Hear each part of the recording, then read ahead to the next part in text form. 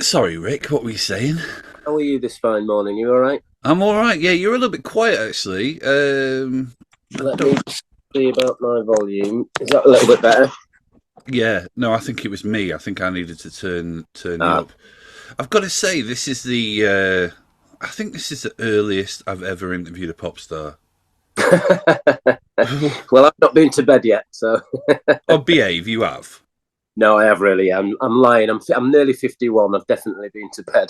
Yeah. Why 9 o'clock though? I mean, I felt a little bit like if Rick Witter calls, then you don't say, "Oh, could I have a couple more hours?" You know what I mean? But why 9 o'clock? That's Well, I do have quite a busy day ahead. I'm out of the house at 10 and I'm not back till probably about 8 this evening. So it was either now or another day. So thankfully you were prepared to do it this hour.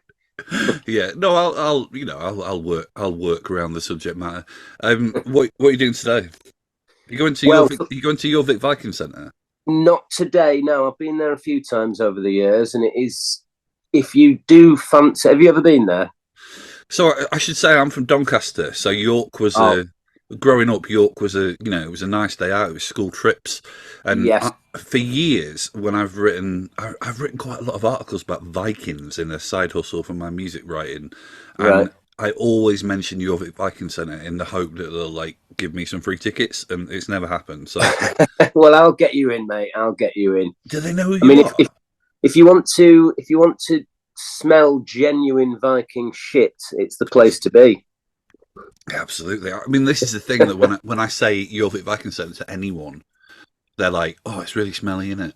Yeah, Um, I did once do a cover story at NME on Las Vegas, and right. they were playing at Fibbers, and I was trying to get a photo shoot at Jorvik Viking Centre, but they weren't up for it. So Oh dear. what can you do? Right. One thing that did happen to me, and unfortunately, the end of this story is inconclusive, but I had a letter delivered from a university somewhere in Greater Manchester that was doing a study on surnames of people that could potentially have been related right back to Vikings. And my surname was one of those. What Uh, Witter? yes. So, along with I don't know how many there was. There's probably over 100 different surnames, but mine fell into this category.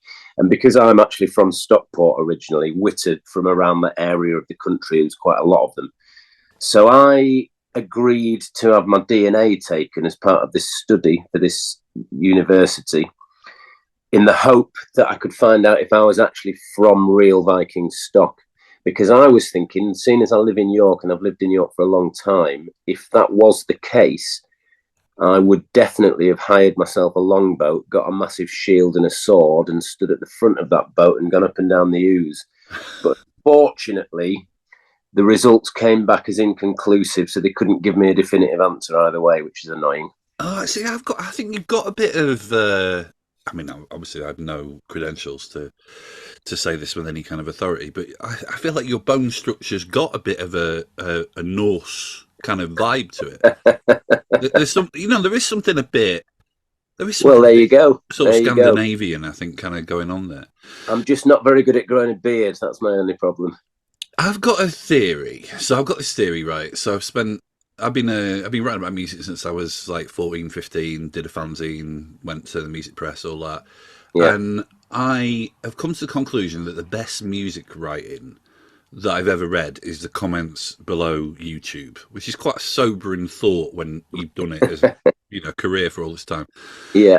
And I was listening to some Shed Seven last night because I was just sort of getting in the mood, and I was watching the Disco Down video, and there's a comment below the Disco Down video that says, "I hope that one day life is as fun as this was."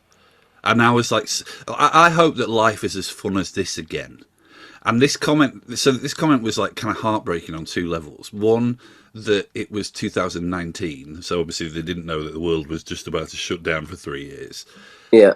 But also, it made me feel really quite emotional. Actually, it made me feel because it is just so fun, that song and that video and that era. I mean, I was in my late teens, And it kind of got me thinking. I'm a bit of a dreamer. I'm a bit of a romantic. It kind of got me thinking just how fun your band was, and just how it's really good to have you back, and it be so warmly received.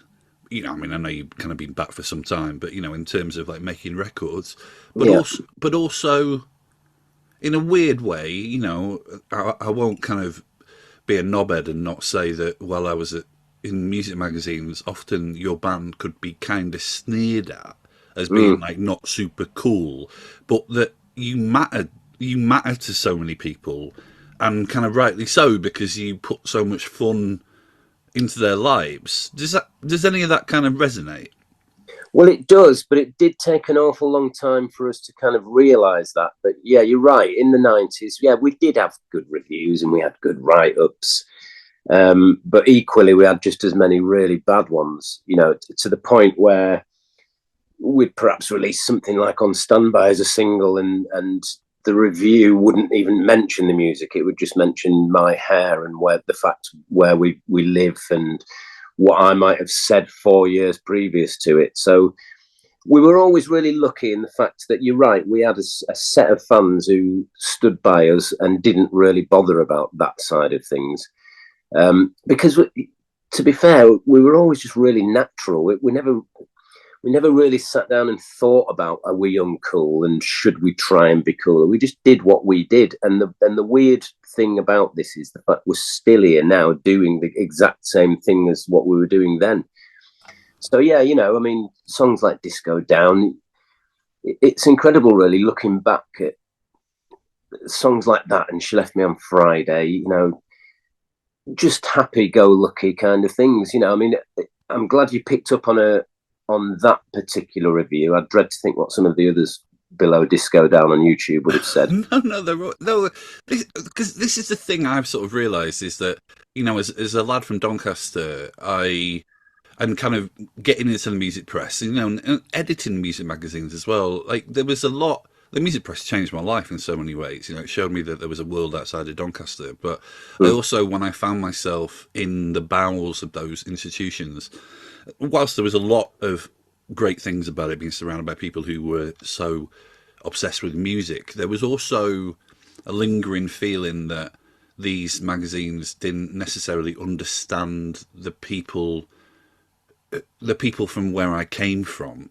And I don't want to sort of sound like a bit like I'm almost sort of fetishizing the working class, or saying proper people, normal people. I don't really mean it like that, but just that when you see those comments below your songs on YouTube, and they're people who are, it's not so much even about your music, it's about their lives at a period in time.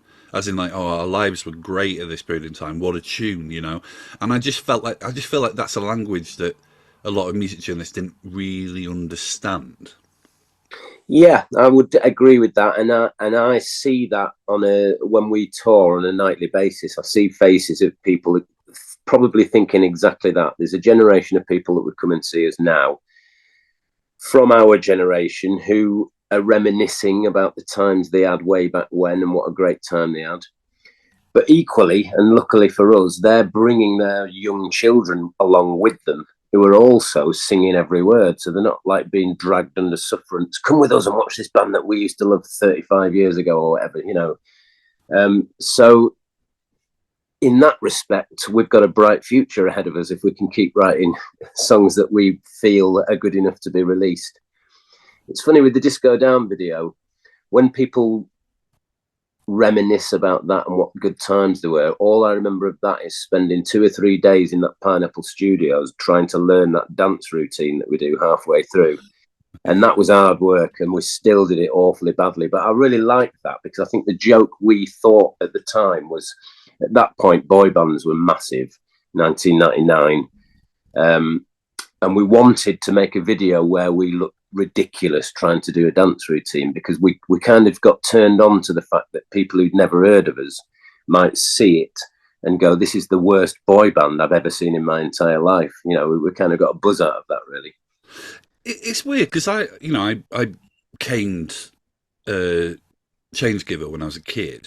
Like, it's funny. My mum's staying at the moment, and she was saying, "Who are you talking to today?" And I was saying, "Oh, I'm speaking to Rick Witter from the band Shed 7. I used to listen to Change Giver on their first record on my Walkman when I delivered papers on my. I mean, it's a very sort of prominent memory, right? Yeah. And there's songs on that record I really love, right? I love Mark. I think Ocean Pie is a beautiful song. I think Dolphin's an amazing song. You know, Speakeasy is a great single. But I think, and I'm just interested to know whether this was conscious, is that, you know, that's a record which is like, I don't know, it's almost like when you kind of look back on the cuttings, the press cuttings of the time, and they're talking about you as like, you know, a new Oasis, or they're talking about bands like the Smiths. They're talking about like the band in a very kind of earnest way, right? And the thing that's interesting about Disco Down, and also She Left Me on Friday, is it goes really quite gonzo. It goes quite knowing and fun and kitsch in a way. It feels like you're sort of not taking yourself so seriously, and that's the side of Shed 7 that I think is really worth celebrating, because I think that that's kind of been lost from music a bit. I feel like music can be very po-faced and earnest. Was it a decision to kind of not take yourself so seriously at one point? No, I honestly don't believe that's the case. I honestly think the way that me and Paul write songs is he'll just give me a guitar lick and I'll just put some lyrics on and we just take it from there. We never sit down and discuss prior a direction or let's write a gonzo kind of song. You know, they just end up like that. I mean, She Left Me on Friday, actually, the first lyric I thought of was that. She left me on Friday and ruined my weekend. I just thought that was quite a clever, catchy, funny couplet. But then it turns into almost like a terrace anthem in a way. You know, you can imagine people on football terraces bantering that one out. So no, we've never.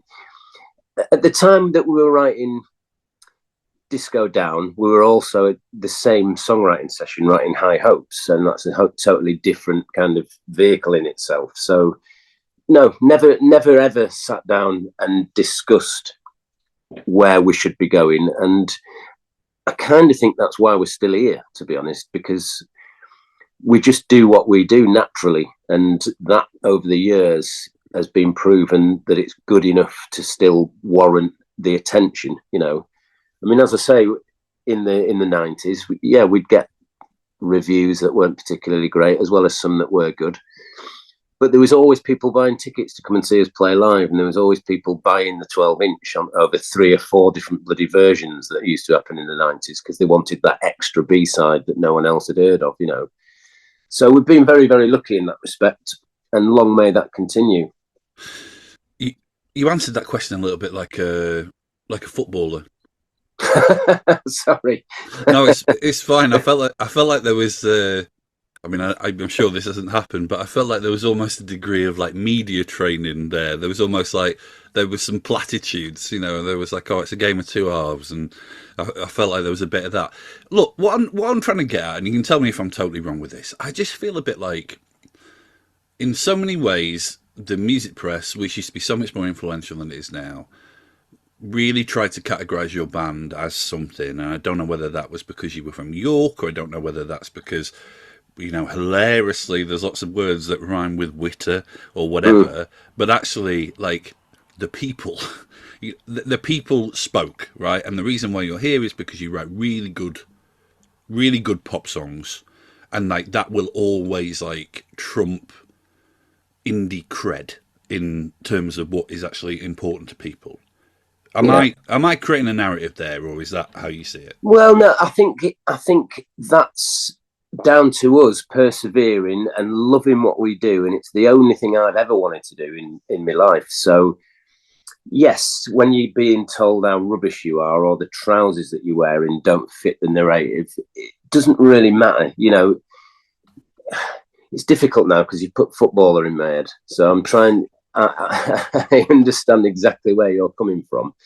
I think when we didn't move to London around the time of Change Giver, which a lot of northern bands would do because they wanted to be part of the scene, we refused to do that. We liked where we came from, and we wanted to persevere with that. You know, it's great to jump on a train from York, which takes 2 hours, and then suddenly you're in our nation's capital and you're stroking Peter Stringfellow's hair and the press are all there taking pictures of it, and you're in the enemy, and everything's cool, and the world's great. You know, we could have retracted on ourselves when we weren't getting the attention we felt we were due, but we just persevered and we pushed on and did what we wanted to do. And that's why I think now it's the fact we're still here is because we always had that mentality, and it's been proven over a space of years. You know, I mean, me and Paul, we were writing songs together when we were 13. It's all we've ever wanted to do. It's interesting that you just said when you were delivering newspapers, listening to Change Giver. I was doing the exact same thing when I was 15, listening to the Joshua Tree, just religiously. I mean, to be fair, and sadly, half of it was the Free Advertiser paper that I used to deliver, and half of them went in the River Foss, which is quite a bad thing to do. But yeah, got to uphold this rock and roll, haven't you? I was saying my mum's here when I did mention my paper round. She was, you know, she did give me a look to say I know where some of those papers went. Yeah. There's nothing like tossing 50 or 60 free advertisers into the River Foss listening to Red Hill Mining Town. There's nothing like. Listen, I'm gonna move on from the music press in a minute. It's just because I've spent so much of my life in and around it that I'm just interested in almost kind of retroactively kind of I feel like the music press in so many ways, like I say, it changed my life, but in lots of ways I feel like it kind of took me away from actually kind of the pure music fandom in some ways. I feel like I've almost had to kind of deprogram myself a little bit from it as I've got older. I can totally see that. If you're so immersed in it and suddenly have to have opinions on everything, then I can totally understand that it becomes that, you know. Well, it's so weird, right? Like, I mean, this is an admission. You know, the levelers. There's like, when I was at the NME, there was like 5 or I think there was like 6 people who were like bonkers on the levelers. Like, they loved the levelers. Like, if you went to a party, they would put the levelers on, and maybe it was like slightly kind of a bit tongue in cheek, you know. But it was music they loved, you know, when they were growing up. But like, none of them would ever admit that they loved the levelers. And like, when I kind of look back on that, I go, that's sort of a bit sad, really. You know, like that you can't. I don't know. I just feel a bit like as I've got older, I've been like, well, you know what? Like, I love. You know, I love the Smiths and the Clash and all the bands you're supposed to like. But I also think that Shed 7 are one of, you know, British pop's most consistently fun and enjoyable bands. Like, and that's what music should be. That's what music fandom should be. Like, not almost kind of curating your own sense of cool. Like, you know, there's a music journalist I really like called Pete Papafdes, and he always talks so much about, you know, and no one would look at Pete and not go, oh, you're an amazing music journalist. But he always talks about how much he loves Crowded House. You know, Crowded House aren't really a cool band, but you know, they're great and everything. So I don't know. I think it's that I've sort of tried to do in recent years, is just sort of lose these kind of layers of music press bullshit and actually kind of reconnect with the 14-year-old kid that was listening to Change Giver and throwing their papers. In my case, not in the river, but in the farmer's field. You know. Yeah. But I was amazed to know I was amazed to learn that you never had an NME cover. I thought that was actually mind blowing, given some of the shit that ended up on the cover of the NME in that era. Like, did you feel like that was a closed shop? Well, funny relationship with the NME in the respect that right at the very beginning we were being quite bigged up. And I do think, again, going back to the fact we didn't move to London and we didn't play ball, it did flip a little bit. Funnily enough, and this is Shed 7's kind of luck, so to speak, down to the ground, but we were offered an NME cover. And we went and did the interview for it. We did the press shots for it. And then Kurt Cobain blew his head off. So that stopped everything right in its tracks. Right. So many things have happened over the years regarding us and luck and bad luck. That's just another small instance of never achieving something that we really always wanted, because when you're a kid, you want to be on the cover of the NME, you know. Yeah. That band, do you know that band, the Pigeon Detectives? From Yes. Yeah, they when I was staff, I think they had 3 covers that never happened. But actually, Well, it got as far as in the office, like their photo would be on the cover of the paper, and then just something, someone died yeah. or someone, they were fairly cursed. All right. Well, I feel a little bit better about myself then if that happened 3 times to them. Yeah, I mean, it does happen. During that window though, when because you go off and do the Dukes, right? Was that? Did you feel quite lost without Shed 7? It felt like, I mean, I came to see you play with the Dukes, and it was good, but it felt like you weren't really Rick Witter without Shed 7. Yeah, I would agree with that. I think Shed 7 have proven over the years that we are all a sum of the parts, really. I mean, it's all I've ever wanted to do, and all I can do really is kind of front a band. So it was a difficult time. I mean, Shed 7 hadn't really fallen out as such, but we didn't really see each other that much after the original split. It was kind of difficult because you'd go on tour and you'd be trying to promote new songs that you'd written, and everyone in between songs is just shouting for Shed 7 songs, and that not only annoyed me to an extent, but also these other guys in the band who obviously wanted to be in a band with me, but wanted to show off what we'd done as a separate entity, really. So it must be quite soul destroying for the bass guitarist who's just hearing "Going for Gold" after every song, Yeah. And yes, it was slightly out of my comfort zone because Shed 7 are people that I've been in bands with pre-Shed 7, so school bands. Me and Tom and Paul we were doing gigs in pubs in York when we were 14. So you're just always on your best behaviour, really. What do you mean by that? Well, with the new guys, trying, it's like you're almost starting all over again, without that comfort of having very close friends with you where you can relate stories, and it's almost like a brand new start, but then with a history, as in so you get in Steve at the back shouting for Chasing Rainbows, and increasingly the more gigs we did as the Dukes, the more that was happening, and the more Shed 7 songs we were including into the set. So it was almost becoming a little bit like a Shed 7 tribute act, which is something I never wanted to happen. But that was literally only about a 2-year period of my life, and then the Sheds reformed. So it was good fun, and I do like that album. That Return, the Year of the Rat album, very lo-fi, very indie, but they could potentially have become new Shed 7 songs. I interviewed OMD the other day, and it really blew my mind to learn that they have, because they have a break when they're not doing anything, but they've been back. I think they reformed the year before you, 2006, or kind of got back together, and it really amazed me to learn that they have been around longer this time round than they had been the first time round, and it's the case with you as well now. Yeah. Do you? But you don't make a record until what, 2017? An album until 2017? Do you? Well, firstly, why? And also, do you think you should have been making more records when you got back together? Well, I think the time wasn't right. I think that's the only reason I can think of why it didn't happen. There was no passion for it. We didn't feel the need to.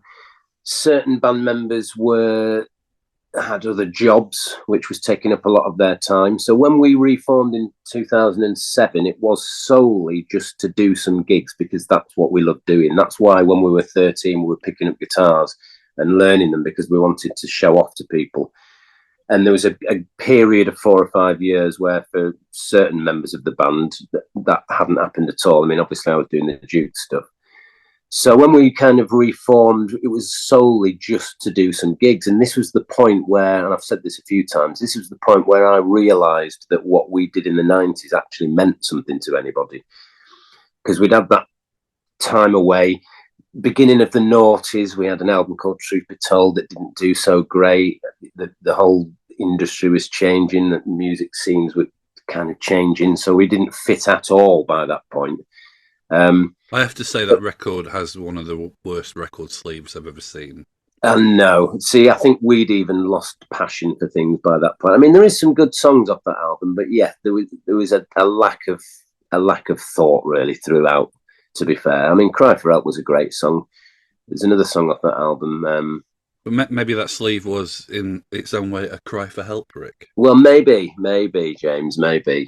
But we all have a history. The thing is, we reform in 2007 and we booked maybe 5 or 6 gigs in with the promoters without realizing what would happen. And then suddenly we're adding about 10 gigs to that tour and we're upgrading the venues and we're thinking, well, why? Why would that be the case? And then when we actually did the gigs and everyone's singing every word from songs that were by this point maybe 11 years old, it was the first time I thought, well, what we did in the 90s actually meant something to somebody, because in the 90s you got caught up doing it and there's no time to stop and appreciate what's happening, because you've got to go over there and do this and you've got to go and write that extra track for that 4th single. And we just kind of got into this routine of, we became almost like a nostalgia act, touring every other year for a bit of fun for ourselves, knowing we can earn a little bit of money off doing it, and then everyone goes off and has their other lives in between, which wasn't really the case for me because I don't really know how to do anything else. So it was funny because there was a time, maybe 2013, 2014, where the fans that were coming religiously every other year to see us play at the Forum in London or whatever, to hear Chasing Rainbows and Ocean Pie, fans are starting to ask, will you ever write anything new? And for a time we were honest, saying, well, no, there's no, not really our thing now. We're quite happy with our routine.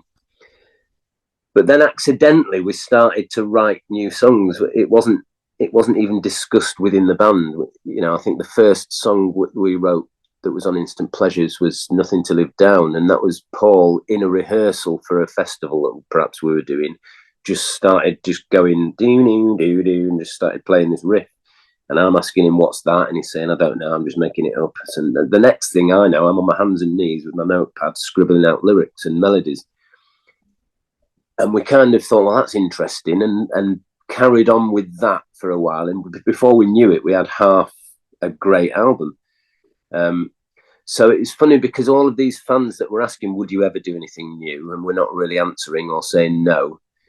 When they find out that we are actually releasing something new and we've done it, there was suddenly a big fear within our fan base that oh no, they have done something new. Is it going to be any good? Are they going to ruin my love for Shed 7? But, we were sat back knowing that we'd written something that we were proud of and were confident enough that a Shed 7 fan would love it. Which brings us to now, we've done it again. 6 years later, we've done what we did with Instant Pleasures all over again. But this time with a bit more focus, new band members, me and Paul being the core songwriters, taking that mantle on again.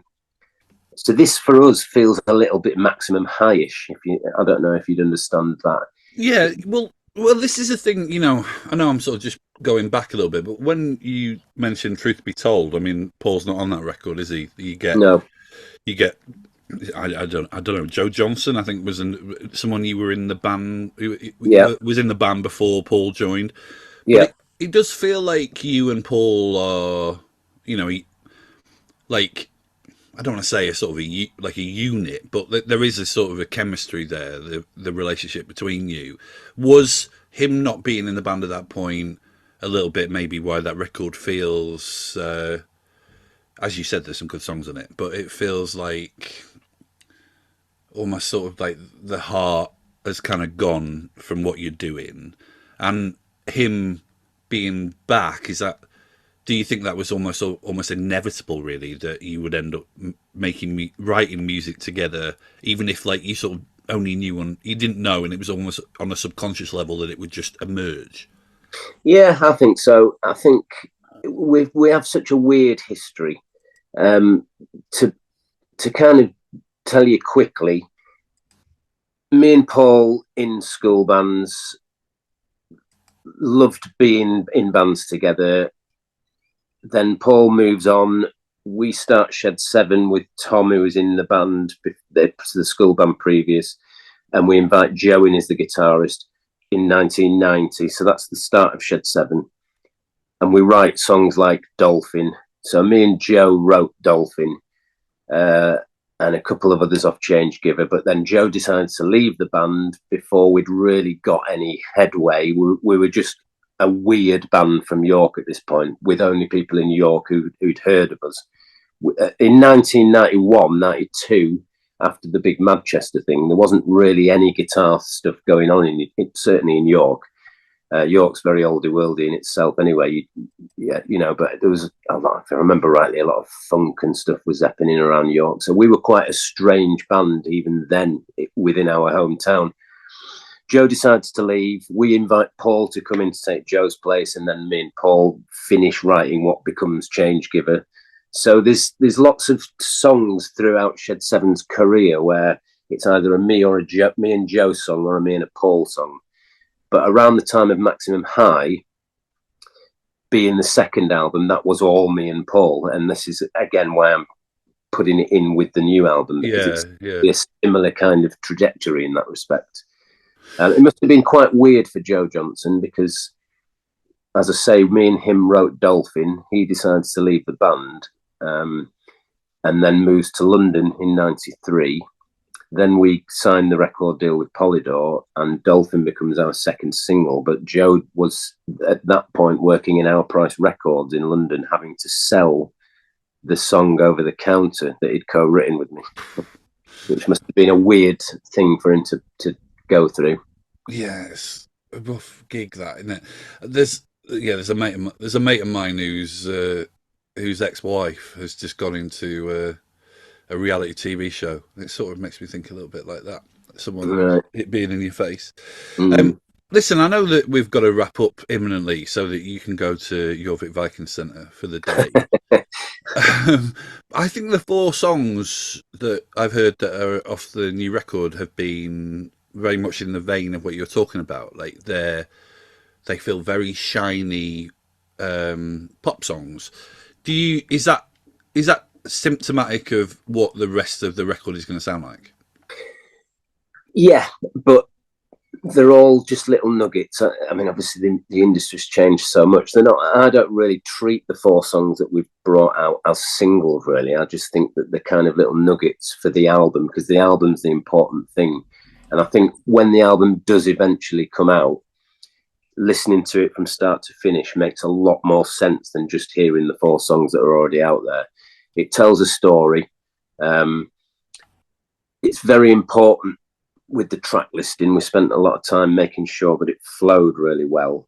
And it's funny, it's love, it's hate, it's passion, it's ornithology, it's stalking, it's drugs, it's recreation. There's all of that's going on throughout this record. And as a whole, it is very exciting. But we do feel like we're 21 again, and it almost sounds like we're a young band. It's funny you should say that, though. I mean, I get that. I get what you're saying, but that song "Starlings" feels like a song that only people who've lived something of a life could write. While at the same time, it almost sort of is quite almost longing for sort of youth. But it sounds like it's been written by people who've lived. Does that make sense? Yeah, it does. And yeah, that particular song, I always liked singing about death for some reason. I don't know whether that's because I was a massive Smiths fan growing up, but I do like death in a song sense. Right.